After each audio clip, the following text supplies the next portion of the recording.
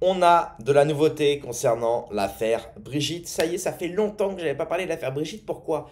Parce que comme vous le savez, depuis malheureusement la tragédie concernant Charlie Kirk, Candace Owens a décidé de mettre en pause le dossier Brigitte pour se consacrer uniquement à Charlie Kirk. Et donc évidemment, ça nous ralentit puisque l'affaire Brigitte, malheureusement, on en parle de moins en moins. C'est vrai que même moi sur ma chaîne, je crois que c'est un record. J'ai passé peut-être un mois entier sans parler de l'affaire Brigitte. C'est dire! C'est dire! Hein. Non, parce que c'est vrai qu'on couvrait pas mal l'affaire, il y avait toujours des nouveautés à découvrir. Et puis, pour moi, je trouve l'affaire Brigitte très intéressante parce que je le rappelle, moi, ce qui m'intéresse, c'est pas de savoir si Brigitte est un homme ou une femme, ça c'est personnel. Peut-être certains, ils sont attirés par ça. Moi, le people, ça m'intéresse pas trop. Par contre, ce qui m'intéresse, c'est que grâce à l'affaire Brigitte, je me suis intéressé au pacte de corruption. Je me suis intéressé à tout ce qui se rapproche des réseaux Macron, des réseaux Brigitte, des réseaux du monde de la finance, de ceux qui ont fait Emmanuel Macron. Et on se rend compte que finalement, Emmanuel Macron est complètement illégitime au pouvoir de France et à la présidence française. Donc, évidemment, ça relève de l'investigation et c'est passionnant, j'ai envie de dire. Voilà, voilà. Donc, là, on va regarder plusieurs choses. On va regarder une vidéo dans laquelle un type s'exprime sur les JO de Paris 2024 et dans laquelle justement il dit que le projet a été entièrement piloté par Brigitte Macron, notamment par le biais de son ami Thomas Joly qui est donc le directeur artistique et globalement ce qu'on peut appeler un CEO, le meneur de troupe des JO 2024. Donc là, ça explique le pourquoi du comment, hein. Vous savez, les JO 2024 qui ont quand même représenté majoritairement le petit Paris, c'est-à-dire la décadence cosmopolite et métropolitaine. Voilà. Lui qui disait que c'était toute la France, Thomas Joly qui disait que il a représenté toute la France, non. Il a représenté le quartier du Marais à la limite, et c'est bien. Il faut aussi représenter les gens du quartier du Marais, du 18e, de ceci, c'est très bien. Mais si tu ne représentes pas non plus la majorité française, et la majorité française, ce n'est pas le 18e, ce n'est pas le Marais, ce n'est pas le petit Paris. La majorité de la France, c'est la province, c'est la ruralité, c'est l'agriculture. Maintenant, ça l'est plus aujourd'hui. Mais on est quand même un peuple, n'oubliez pas, d'agriculteurs, un peuple de paysans, un peuple notamment littéraire, de philosophes, d'écrivains, de politiques, bien évidemment, malheureusement aussi de militaires, puisqu'on a quand même le pays avec le plus de guerres faites et remportées. Alors c'est bien, mais bon, la promotion de la guerre, je suis pas pour. Bref, on avait tellement de choses parce que c'est pas tous les ans que les jeux se produisent, et surtout dans notre pays. On avait tellement de moyens de montrer que la France a beaucoup à offrir sur tellement d'aspects, et on a préféré faire ce qu'on a fait avec les JO 2024, c'est-à-dire mettre un type à poil peint en bleu sur une table avec une DJ en surpoids. Alors j'ai rien contre les DJ en surpoids, hein, je tiens à le dire, hein. Moi justement, j'encourage ces gens-là à prendre soin de leur état physique pour vivre le plus longtemps possible et pour pouvoir consommer, hein, puisqu'on est dans le monde de la surconsommation. Mais pas quand on met sa vie en danger, attention les amis, hein. Donc voilà, bref, les JO 2024 c'était catastrophique, on va pas se mentir. On peut prendre toutes les pincettes qu'on veut, y a juste à dire un mot, c'est la catastrophe. Voilà, c'est ce qui résume les JO. Bref, donc là, on va d'abord regarder un article relayé par Xavier Poussard, journaliste d'investigation, qui nous dit, je cite, le directeur de cabinet d'Emmanuel Macron, Patrick Faure, à l'oreille duquel les préfets rapportent les menaces et les rumeurs ciblant le chef de l'État, s'est contenté d'orchestrer les plaintes déposées au nom du couple qu'il a avisé et signé. Il précise en dessous, je précise que les fautes d'orthographe ne sont pas de moi, mais du Le Monde, en français, quand un complément. Voilà, voilà, oui, en gros, il dit qu'il y a une petite faute dans le poste. On va aller voir. Ça concerne donc la fake news sur Brigitte Macron, le cauchemar sans fin du couple présidentiel. Donc, on va lire ça vite fait, bien évidemment, hein.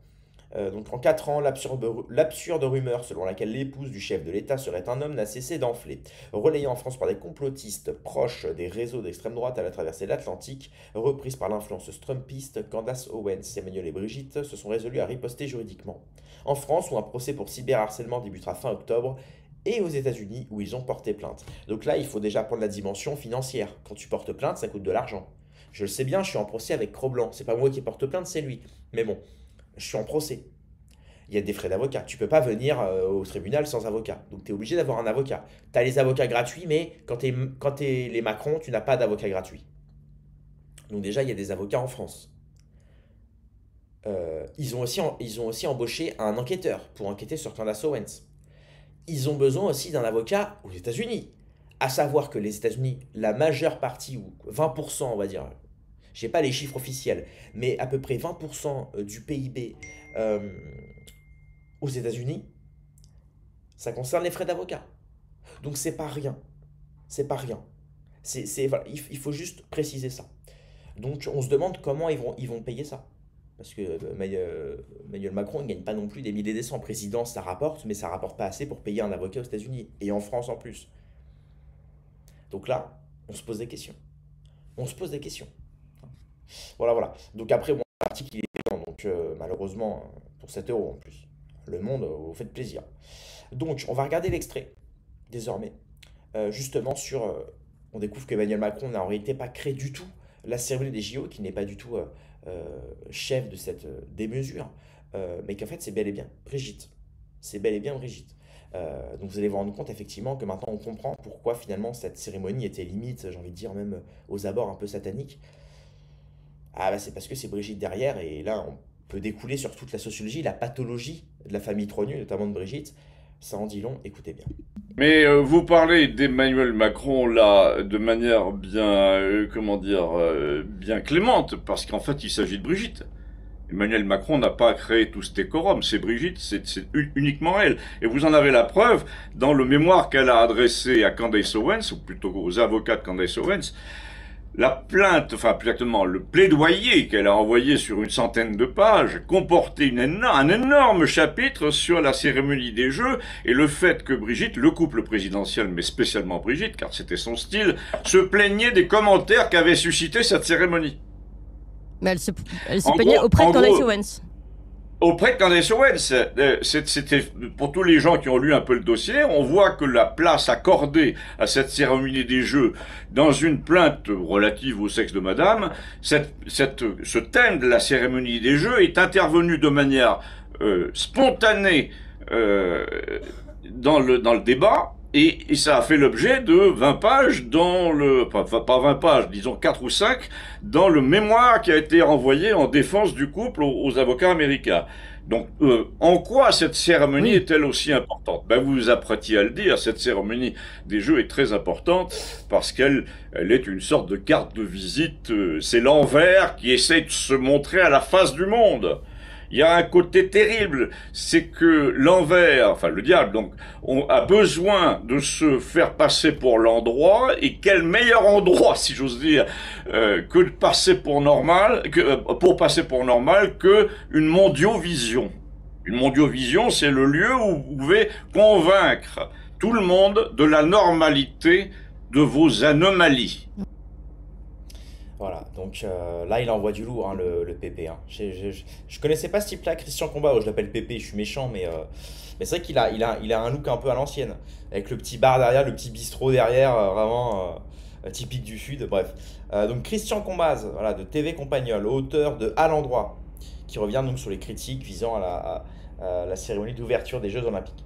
Donc, si on ajoute ça, et l'article du Monde, qui je le rappelle nous dit à la fin, depuis quelques mois, les limiers de Daniel Nardello enquêtent sur l'affaire Jean-Michel Trogneux, cette fausse nouvelle qui dépeint l'épouse du chef de l'État en femme transgenre, l'accusant d'être en réalité son frère, Jean-Michel, qui existe bien et a 80 ans.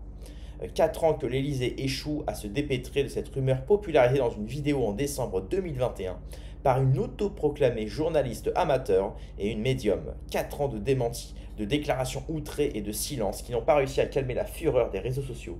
Au contraire, tant le vacarme connaît désormais une résonance internationale. Et là, on voit bien le mensonge journalistique de Le Monde, puisqu'il dit, je cite, donc ce serait une rumeur dans une vidéo par une journaliste amateur et une médium. Sauf que, souvenez-vous que Brigitte a porté plainte contre Natacha Ray et Amandine Roy, parce que d'ailleurs, ils taisent le nom. Hein. Ils disent une journaliste et une médium. Ils taisent le nom des personnes pour ne pas leur faire de pub, certainement. Euh, donc c'est marrant parce que Brigitte a porté plainte contre Natacha Ray et Amandine Roy, et elles ont gagné le procès. Natacha Ray, avec son avocat Maître d'Anguien que je salue, ont gagné le procès.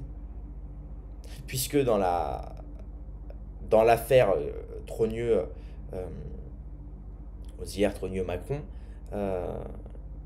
il s'avère en réalité que Natacha Ray tout ce qu'elle a dit est soit sourcé, parce que le truc de Jean-Michel c'est le père, enfin Brigitte c'est Jean-Michel, et Jean-Michel ça pourrait être le père de Macron, de trucs, de machin. Brigitte elle a pas porté plainte contre ça. Ça il faut le comprendre. Bah oui. Et en fait c'est pour ça qu'il y a aussi dans les médias, malgré le fait qu'ils ne parlent pas tant de l'affaire Brigitte que ça, d'ailleurs c'est un scandale, hein, ce qui est dingue, c'est que les médias, par de la sémantique vicieuse et bien rodée, euh, essayent de faire comprendre autre chose au spectateur. Tu sais, à celui qui est le naïf, qui connaît rien à l'affaire, qui tombe sur cet article-là, bon bah il se dit forcément que c'est ridicule. Puisque là on te dit, Jean-Michel Trogneux ce serait Brigitte, et Brigitte ce serait plus ou moins le père de Macron, bref, truc machin, elle serait son propre frère. Forcément, c'est. Alors que quand tu t'intéresses au travail, ne serait-ce que de Xavier Poussard, de Candace Owens, euh, tu tombes des nues. Tu crois peut-être pas que Brigitte et Jean-Michel, puisque pour l'instant il n'y a pas de preuve photo, et tant qu'on n'a pas la preuve photo, honnêtement, on croira jamais. Mais par contre, comme je vous l'ai dit, moi ce qui m'a intéressé à l'affaire Brigitte, c'est tout ça. C'est tout ce qu'il y a autour. C'est la rencontre. Pourquoi les médias ont menti? Macron a 14 ans, Brigitte a 40 ans, et dans les médias on nous dit c'est un amour où Macron a 17 ans, il s'approche de la maturité et de la majorité, et à la fois Brigitte, la trentaine, une professeure qui fait tomber tous ses élèves sous le charme, et quand on voit des photos d'elle quand elle était prof, elle ressemble à Ben 10, frérot, tu vois, c'est relou. Elle ressemble à, tu sais, au mec avec la grande crête, là, je sais plus comment il s'appelle, là, dans les dessins animés, là, celui qui s'énerve, tu sais, quand il est comme ça, quand il est tout énervé, il est tout en... Non, je sais, elle ressemble à... Comment il s'appelle, là, le méchant dans Les Indestructibles, voilà, elle ressemble à ça. Bah, je crois qu'il s'appelle Indestructible Boy, d'ailleurs, voilà. Bref. C'est mon petit côté punchline, van. Mais non, plus sérieusement, voilà, on voit bien que tous les médias, d'ailleurs, ont été mis dans la combine, hein. Ils ont été commandités pour... Bah, d'ailleurs, c'est marrant parce que tous les médias, tous les médias qui ont menti sur l'affaire Brigitte, la plupart, en fait, sont tenus par des milliardaires qui sont potes avec les Macron et avec Brigitte. Donc c'est simple. Je veux dire, quand tu vois Xavier Niel, Mimi Marchand, Bernard Arnault, Bolloré, tu vois, tous les mecs qui détiennent plus ou moins des médias, des trucs, et qui participent à ce mensonge... concernant l'affaire Brigitte, notamment au début de la campagne présidentielle, en mentant sur l'âge de rencontre, en disant qu'il avait 17 et elle 39, alors qu'en fait c'était du 14-45, un truc comme ça, quoi. Et ben on se rend compte que voilà, tous ces gens-là, en fait, sont proches de Brigitte, de Macron. Brigitte a eu les fils de Bernard Arnault en tant qu'élève. Hein, faut le savoir, tout ça. Hein. Aujourd'hui, elle est habillée sur mesure par LVMH, Dior, etc. À la tête de Dior, on a qui? On a la fille de Bernard Arnault, voilà, qui habille sur mesure Brigitte. Brigitte, donc comme elle est pote avec la fille d'Arnaud, elle sera avec qui? Xavier Niel. Et Xavier Niel, il détient Best Image, la société de Mimi Marchand, qui a couvert toute la campagne présidentielle de Macron. Et Emmanuel Macron, donc, a rencontré Xavier Niel, voilà, etc. Xavier Niel, c'est Free. Bla bla bla, bref. Donc en fait tout ce petit monde se connaît, ils se connaissent tous depuis des années, ils sont tous potes, ils sont tous... et c'est ça, c'est ça. Voilà. Et donc évidemment ils se couvrent entre eux, donc excusez-moi, hein, normalement si on en fait un film on appelle ça une mafia. Voilà, on appelle ça une mafia, hein, je suis désolé. Hein. Quand aujourd'hui chacun se couvre en mentant, en détenant certains médias, en mettant la pression juridique sur d'autres, comme on l'a vu avec Natacha Ray, qui attend un cancer. Ils ont bien mis la pression sur elle, ils l'ont détruite, ils l'ont détruite. Aujourd'hui, ils mettent la pression sur Xavier Poussard, alors qu'il est en Italie. Ils ont appelé, Brigitte a appelé la police italienne pour qu'il se fasse arrêter, qu'il se fasse entendre, etc., par le procureur de la République italienne, etc. Enfin bref, on est vraiment dans un méli-mélo. Excusez-moi, on appelle ça une mafia. Je veux dire, je sais même pas si dans le parrain il y a autant de vices. C'est pour vous dire. Donc voilà, voilà. C'est tout ce que j'ai à vous dire aujourd'hui, mais je pense que c'est déjà pas mal. Hein. Bref, merci d'avoir regardé cette vidéo. Rendez-vous dans quelques heures ou à demain pour une prochaine vidéo. Le pouce bleu, l'abonnement, c'est le plus important, les amis. Voilà, voilà. Allez, rendez-vous dans quelques heures ou à demain pour une prochaine vidéo. Paix et mort sur mes amis et mes ennemis. Et surtout, surtout, sur mes ennemis.